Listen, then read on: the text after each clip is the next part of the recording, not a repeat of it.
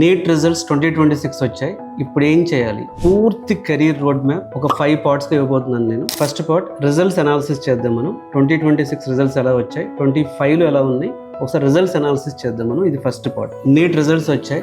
NEET exam రాసిన లక్షలాది మంది విద్యార్థుల జీవితాల్లో ఇది నిజంగా చాలా పెద్ద రోజు అని చెప్పాలి మనం. కొంతమంది హ్యాపీగా ఫీల్ అయ్యి సెలబ్రేషన్ చేసుకుంటారు, ఇంకొంతమంది బాధపడుతూ ఉంటారు. నీట్ రిజల్ట్స్ అనేవి ఖచ్చితంగా మీ లైఫ్ని డిసైడ్ చేయవు. ఈ వీడియోలో పూర్తిగా మీకు 2026 నీట్ రిజల్ట్స్ గురించి పూర్తి విశ్లేషణ, 2025తో పోల్చుకుంటే 2026లో ఏం చేంజ్ అయింది, ఆ చేంజెస్ ఎవరికి అనుకూలంగా ఉన్నాయి, ఎవరికి అంతగా అవి సపోర్ట్ చేయడం లేదు, అసలు ముందు ఏం చేయాలి అనేది పూర్తి డేటాతో 2026 నీట్ రిజల్ట్స్ అనాలిసిస్ పూర్తి డేటాతో. 2026 నీట్ ఫలితాల ప్రకారం సుమారు 11.21 లక్షల మంది విద్యార్థులు క్వాలిఫై అయ్యారు. ఈసారి వచ్చినటువంటి హైయెస్ట్ స్కోర్ మనం చూస్తే 715/720. ఓకే, సో 700కు పైగా మార్కులు సాధించిన విద్యార్థులు కేవలం 19 మంది మాత్రమే.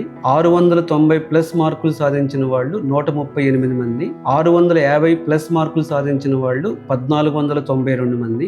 600కు పైగా మార్కులు సాధించిన స్టూడెంట్స్ 10,160 మంది. 500కు పైగా మార్కులు సాధించిన స్టూడెంట్స్ 90,780 మంది.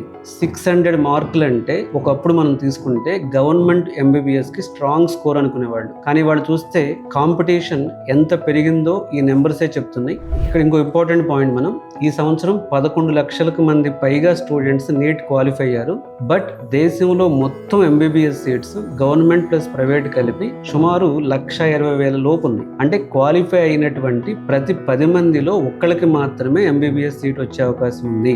మరి మిగతా 9 మంది నీట్లో క్వాలిఫై అయ్యారు కానీ MBBS రాదు. అంటే సో ఇప్పుడు నీట్ ఎగ్జామ్లో క్వాలిఫై అయ్యి MBBS రాని 9 లక్షల మంది స్టూడెంట్స్ ఏం చేయాలనేదే ఇంపార్టెంట్. సో ఆ 9 లక్షల మంది కేటగిరీ ప్రకారం state wise quota, central quota, counselling trends అర్థం చేసుకోవడం, కట్ ఆఫ్ అర్థం చేసుకోవడం, ఇంకా మిగతా కెరీర్ ఆప్షన్స్ లో కూడా బెస్ట్ కాలేజెస్ ఏంటో అర్థం చేసుకోవడం, సో ఒకవేళ MBBS కాకపోతే ఎన్ని రకాలుగా నీట్ క్వాలిఫై స్కోర్ని వాడుకోవచ్చు తెలుసుకోవడం, ఇవన్నీ చాలా ఇంపార్టెంట్. ఇప్పుడు మనం 25 రిజల్ట్స్ని 26 రిజల్ట్స్ని ఒకసారి కంపేర్ చేద్దాం.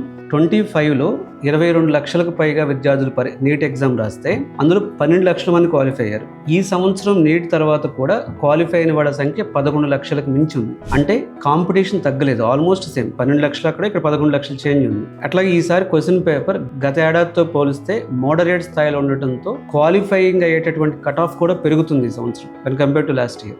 ఈసారి మనం చూస్తే year general category qualifying cut off, నేను చెప్తుంది MBBS కాదు, total NEET qualifying cut off చూసుకుంటే 715 దగ్గర స్టార్ట్ అయితే ఫస్ట్ స్టూడెంట్ 715 వస్తే 213 వరకు cut off qualifying cut off ఇచ్చారు. అదే రిజర్వ్డ్ కేటగిరీ తీసుకుంటే 177 వరకు ఉంది cut of.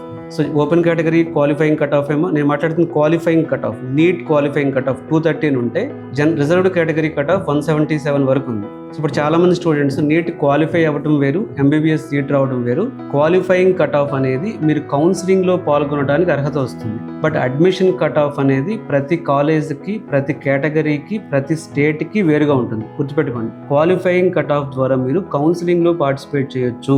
But admission cut off అనేది ప్రతి కాలేజ్కి, ప్రతి కేటగిరీకి, ప్రతి సీట్కి వేరువేరుగా ఉంటుంది. ఇప్పుడు మరి మీ మార్కులు తగ్గట్టుగా కెరీర్ రోడ్ మ్యాప్ ఎలా ఉంటుంది? ఇప్పుడు 700 మార్క్స్ వచ్చిన వాళ్ళు, 650 వచ్చిన వాళ్ళు, 600 వచ్చిన వాళ్ళు, 550 వచ్చిన వాళ్ళు, 500 వచ్చిన వాళ్ళు, 450 వచ్చిన వాళ్ళు, 400 వచ్చిన వాళ్ళు, ప్రతి స్కోర్కి ఏ కాలేజ్, ఏ కౌన్సిలింగ్, ఏ కెరీర్ ఆప్షన్, ఏ డెసిషన్ తీసుకోవాలనేది పార్ట్ 2లో మనం డిస్కస్ చేద్దాం.